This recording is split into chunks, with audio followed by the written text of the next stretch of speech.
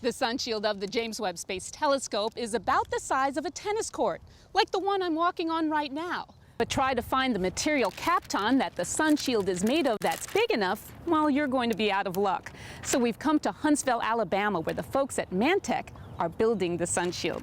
So John, you are the chief process engineer for this sunshield. Can you tell us a little bit about what Kapton is?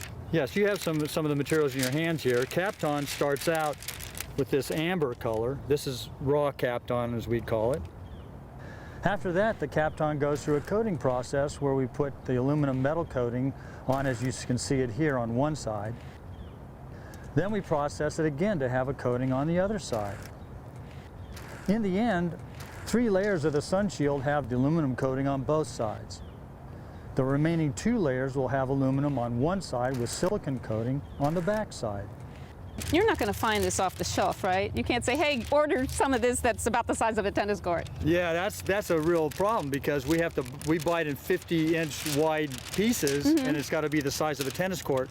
So we have to put those pieces together, and we have a special process that we do that, and that's over our facility just 5 minutes from here. So can we take a look? Yes, let's go. All right.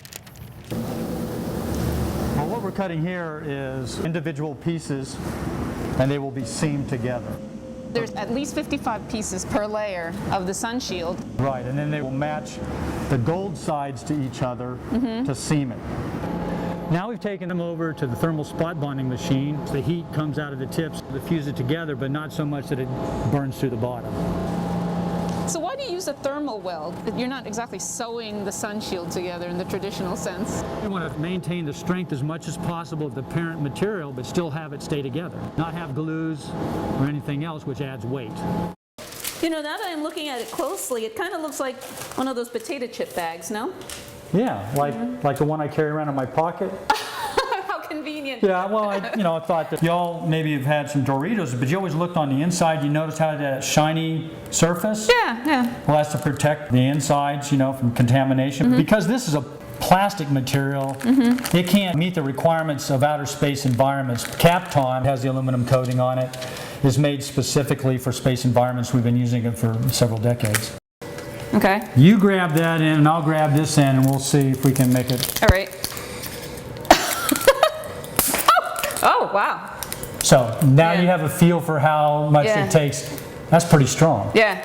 That's 1/1000th of an inch thick. Ooh, okay. So that's thinner than paper. Right. All right. So now the machine's set up, it's ready to go. There's a certain rate that it's pulling it, and it's steady. Now, you don't expect to see those kinds of forces on the sunshield. No, we're going You're going way beyond what it's going to be stretched at. Yes. Okay. This is good. This is a great seam. Look at this. 31, 30, almost 32 pounds. It far exceeds what this was JWST needs. This was great. This Great. is perfect. Well, thanks, John, for showing us how you guys make the layers of the sunshield so large. Sure, there's no problem. But putting together the sunshield is much more than just making it the right size. We'll talk more about what else needs to be done on another episode of Behind the Webb.